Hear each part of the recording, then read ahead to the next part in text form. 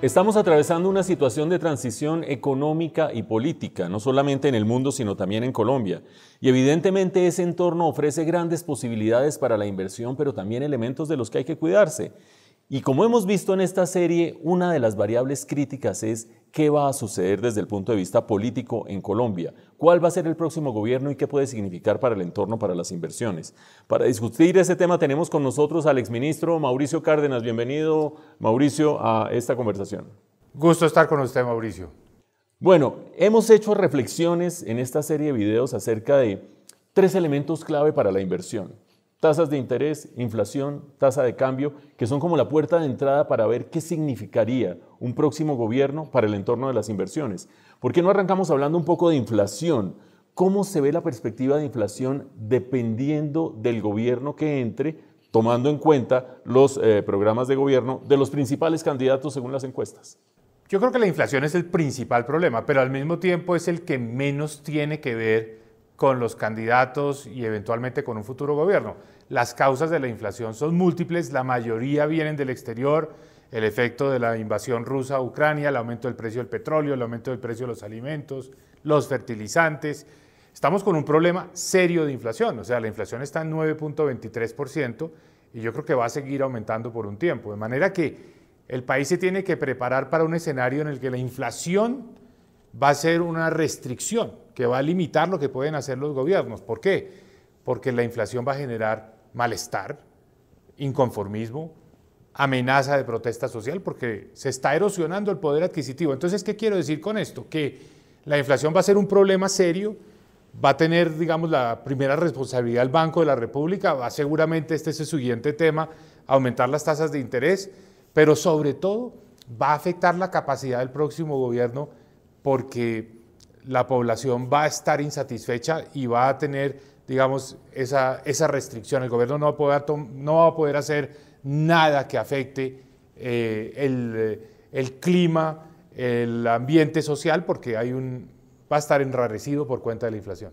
Usted ha mencionado un actor protagónico en la lucha contra la inflación, que es el Banco de la República. Y usted ha hecho un ejercicio de análisis de los distintos programas de los candidatos. ¿Cómo compararía usted los escenarios más probables del próximo gobierno en cuanto a autonomía del Banco de la República y prioridades desde el punto de vista de la lucha contra la inflación? A ver, yo creo que las circunstancias los van a obligar a darle prioridad a la lucha contra la inflación.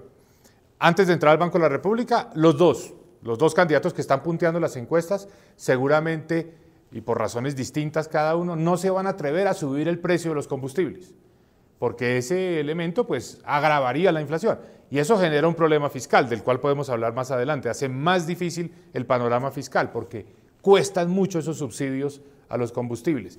Y en cuanto al Banco de la República, pues seguramente los dos van a decir, este es un problema que tiene que resolver el Banco de la República y seguramente van a estar de acuerdo con que se suban las tasas de interés. Van a ver que los costos de la inflación en un país que hace 22 años no tenía este nivel de inflación son tan grandes que frente a cualquier postura ideológica que tengan van a decir, Banco de la República, resuélvanos ese problema.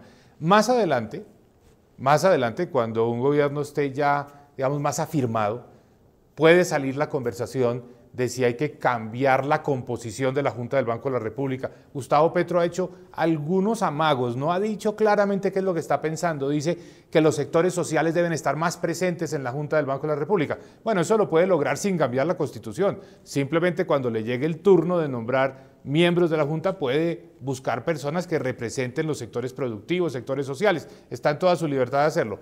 No creería que es una prioridad en este momento para nadie cambiar las reglas de juego del Banco de la República, especialmente por el problema de inflación que hay en el contexto y que por lo tanto hace que sea muy difícil cambiar ese esquema. Entonces, los candidatos más opcionados en las encuestas, Gustavo Petro por una parte, Federico Gutiérrez, de acuerdo con lo que usted ha leído de los programas y lo que lee de la coyuntura política, en principio mantendrían al Banco de la República con la directriz que tiene en la actualidad. Pero mencionó algo importantísimo usted, Mauricio, y es el Fondo de Estabilización de los Precios de la Gasolina. Yo he leído columnas suyas incluso en la que se habla de un déficit que puede ser de 20 billones en un año, si se acumula todo este año, por cuenta de la diferencia entre el alto precio del petróleo que no se ha traducido en un aumento de precios de la gasolina, y eso va generando un déficit. Pero acabo de oírlo decir que quizás ninguno de los candidatos que llegue a ser presidente se atreverá a subir el precio de la gasolina. ¿Qué implicaciones tiene eso desde el punto de vista fiscal y del entorno de las inversiones? Recordemos que el precio de la gasolina prácticamente no ha subido desde la protesta social de hace un año, de mayo del 2021. O sea, ya hay un mensaje claro, y es que para no generar ningún tipo de confrontación, especialmente con los transportadores, con los camioneros, el gobierno prefirió pasar de agache y no subir el precio de la gasolina. Hoy se ha acumulado un diferencial en el que los colombianos estamos pagando 9.000 pesos por galón, pero si fuéramos a pagar el precio internacional, estaríamos pagando 16.000 pesos por galón. Entonces, esa es una diferencia gigantesca que la está poniendo el gobierno. El gobierno es el que realmente cubre esa diferencia. Pero ninguno de los dos candidatos, aquí sí por razones diferentes.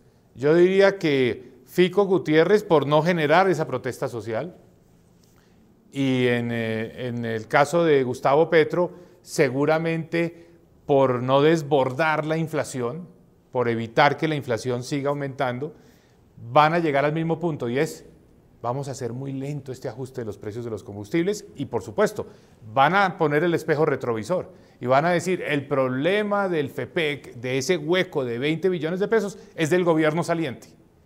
Van a hacer un corte de cuentas con el gobierno saliente. Eso será seguramente lo primero que ocurrirá después de que alguno de los dos gane las elecciones.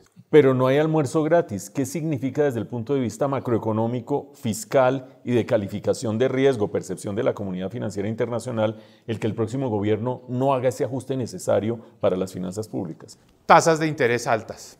Tasas de interés altas por dos razones. Una, por lo que hace el Banco de la República para controlar la inflación, pero otra que son las tasas que les interesa a muchos inversionistas de papeles a 2, 3, 5, 10 años. Esas tasas dependen mucho de la visión que tengan los inversionistas del exterior. Y si ven una situación fiscal frágil, comprometida, pues vamos a seguir viendo tasas de TES a 10 años al 10%, porque la situación fiscal no se va a despejar. El gobierno hará esfuerzos en disminuir gastos, en reducir programas que se introdujeron durante la pandemia, pero por otro lado está la cuenta, el taxímetro del FEPEC de los subsidios a los combustibles. Lo uno por lo otro, seguimos con un déficit fiscal relativamente alto. ¿Qué quiere decir esto? Seguimos con unas tasas de interés de largo plazo del orden del 10%. Eso es lo que yo creo que va a ocurrir, y que finalmente cualquier persona que esté tomando una decisión de inversión hoy debe estar haciendo sus cuentas de: las tasas a 10 años van a seguir altas por un buen tiempo. En esta serie de conversaciones hemos analizado esa perspectiva de tasas altas para la renta fija en Colombia en este año, mejorando mucho frente a lo que sucedió el año pasado. Pero esas tasas altas, a su vez, hay que verlas en perspectiva de lo que está pasando en el resto del mundo. Estados Unidos, la Fed viene aumentando sus tasas de manera acelerada, y el diferencial de las dos tasas determina movimientos cambiarios, pero también dónde están las posibilidades de inversión. ¿Cómo se ve esa carrera en la que la liebre está persiguiendo a la presa, y las tasas de interés en América Latina y en Colombia en concreto están por encima de las del mundo desarrollado? Distingamos dos tipos de inversionistas, Mauricio. Hay un tipo de inversionista que le gusta tener el ahorro a corto plazo, los llamados CDTs. Esas tasas van a subir, porque esas tasas se guían mucho por lo que haga el Banco de la República. Entonces, en la medida que el Banco de la República, para controlar la inflación, va a seguir subiendo la tasa de política, la tasa de intervención, esas tasas de corto plazo, de papeles a 3 meses, 6 meses, incluso un año, van a aumentar. Pero hay otro tipo de inversionista que dice: mire, yo quiero poner mis ahorros a 5, a 10 años en papeles que tengan un rendimiento estable, seguro, que es la tasa que yo le digo que está a 10%, que es la tasa de los TES a 10 años. Hay un elemento central en esta conversación, Mauricio, y es: ¿dónde se ven entonces las diferencias entre los programas económicos de los dos principales candidatos de cara a un inversionista? Hasta el momento hemos visto que hay cosas que quizás ninguno de los dos cambiaría mucho o que afectarían por igual a los dos gobiernos. ¿Dónde se ven las grandes diferencias? Yo creo que hay dos grandes diferencias, y muy marcadas. Uno, el tema tributario, los impuestos. Cualquiera de los dos va a tener que hacer una reforma tributaria para generar unos ingresos adicionales y para bajar el déficit fiscal. Pero el tipo de reforma tributaria de uno u otro candidato es muy distinta. Ya la de Gustavo Petro se ha dicho que es una reforma al estilo de lo que ha venido promulgando Piketty, este famoso economista francés que dice que para reducir los problemas de desigualdad hay que introducir impuestos a la riqueza, hay que aumentar los impuestos a los dividendos, que son las personas que viven de una renta, y que hay que seguramente aumentar también el impuesto a las ganancias ocasionales. Es un tipo de reforma que ha venido promoviendo en el mundo entero Piketty, y que vino a Colombia y se reunió con Gustavo Petro y le hicieron gran despliegue a esa reunión. Ese es el tipo de reforma que cabría esperar en ese gobierno. Yo diría que la reforma tipo Fico Gutiérrez es una reforma más de continuidad incremental frente a lo que se ha venido haciendo hasta ahora. Entonces, más efectividad en la lucha contra la evasión, utilización de la factura electrónica, del intercambio de información tributaria con otros países. Eso es muy genérico, no hay una idea ahí concreta y específica, pero a la hora de la verdad yo creo que lo que habría es un poco más de impuesto de renta a personas naturales de ingresos altos, y seguramente habría también un esfuerzo de buscar una nueva normalización tributaria para que capitales que no se han declarado en el pasado entren un poco en el radar de la DIAN. Es continuidad frente a lo que ha habido en los últimos años. Entonces ahí hay matices, hay diferencias. Pero yo diría que la más grande de todas es la pensional. Y a los inversionistas les interesa mucho porque todo el mundo tiene un ahorro pensional. Entonces, es claro, y no hay que ser ningún experto para saber que Gustavo Petro está hablando de adoptar el sistema de pilares. ¿Qué quiere decir esto? Que una parte de lo que hoy aportamos a los fondos privados pasaría a Colpensiones, al fondo público. Entonces, nuestra cuenta individual, nuestro ahorro individual, pues va a cambiar, porque va a quedar en un fondo público genérico que no está a nombre propio de nadie, sino que es una cuenta de la cual se pagan pensiones hacia adelante. Entonces, el cambio en el modelo pensional pues es una diferencia grande. Pero sobre todo, en la medida en que los fondos de pensiones dejen de recibir ese ahorro y pase a Colpensiones, y Colpensiones se lo va a gastar, va a haber menos ahorro, entonces va a haber menos inversión de los fondos de pensiones en el mercado bursátil y sobre todo en el mercado de bonos. Entonces, ¿qué pasa cuando cae la demanda por cualquier activo? Pues cae su precio. En el caso de los bonos, cae el precio de los bonos, sube la tasa de interés, sube el retorno. Entonces, ¿qué podemos esperar con un cambio en una reforma pensional que le quite ahorro a los fondos de pensiones? Que va a haber una tendencia al alza de las tasas de interés. Volvemos al mismo punto. Bueno, ahí hay una diferencia importante entre los dos candidatos más opcionados. ¿Qué pasa desde la perspectiva del futuro del país como una economía viable, interesante para inversionistas extranjeros, para fondos extranjeros, con la información que hay sobre la mesa, que es la de los programas, porque estamos limitándonos a la información de los programas de gobierno? ¿Cree usted, Mauricio, que se puede anticipar algo de qué le espera en el mediano plazo a la economía colombiana con uno u otro candidato? Bueno, hay un candidato que es continuismo, que es seguir por el mismo camino, es un poco el statu quo. Entonces, yo creo que lo que podemos esperar es seguir como estamos, un país que ha venido recuperándose, pero que en todo caso no está inmune a todos estos choques que vienen del exterior, inflación, devaluación, todo eso, digamos, no lo puede neutralizar completamente un gobierno. Entonces yo creo que podemos esperar eso, pero los inversionistas no necesariamente tienen que pensar que eso es estabilidad, porque seguimos expuestos. En el gobierno de Gustavo Petro seguramente va a haber una mayor tensión. Habría, digamos. Sí, en ese escenario hipotético habría una mayor tensión, una mayor fricción, pero depende mucho de qué hace realmente ese eventual presidente electo en términos de anuncios, como por ejemplo, qué persona va a ocupar el Ministerio de Hacienda. Eso va a ser determinante.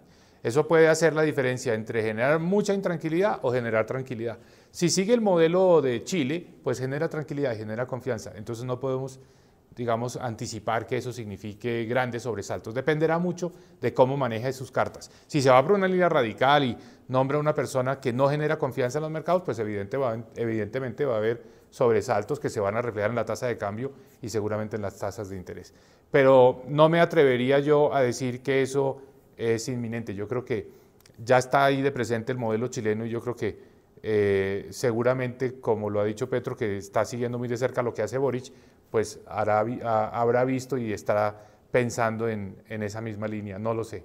Ahí están los principales elementos de los programas económicos de los candidatos más favorecidos por las encuestas en este momento, que pueden afectar el entorno de la inversión. Para terminar, Mauricio, usted le dice a cualquier inversionista que nos está viendo en este momento, vea, deje un poco atrás esa dicotomía de que quién gana y quién no gana, trate de ver hacia adelante 2 o 3 variables claves y 2 o 3 decisiones claves. ¿Cuáles serían esas variables del entorno económico y político que uno tendría que mirar hacia adelante casi que independientemente de quién sea el ganador?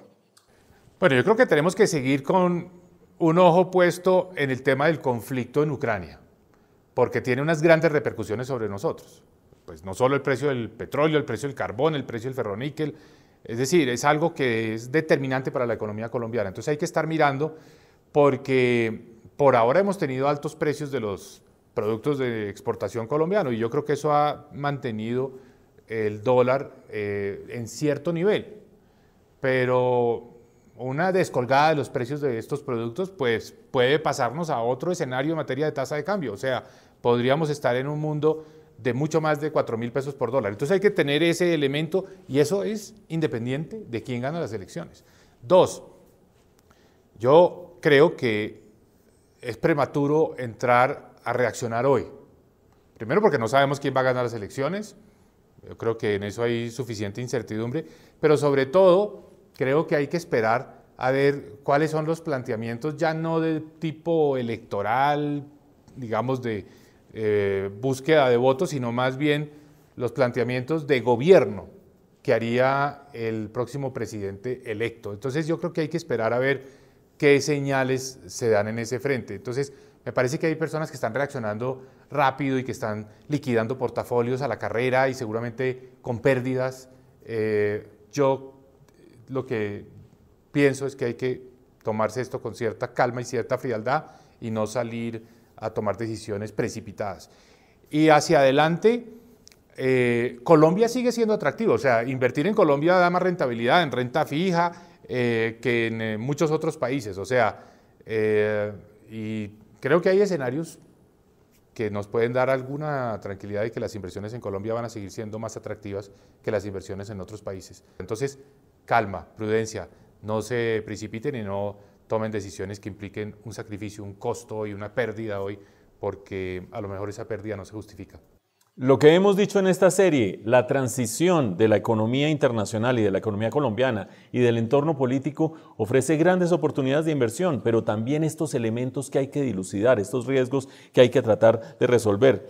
Para avanzar en esta discusión mucho más, hemos tenido con nosotros a Mauricio Cárdenas, al exministro Cárdenas, tratando de darnos esos elementos de juicio que debemos tener hacia adelante y que complementan la serie que hemos tenido con BTG Pactual para que ustedes hagan la mejor inversión. Gracias, Mauricio. Muchas gracias a usted.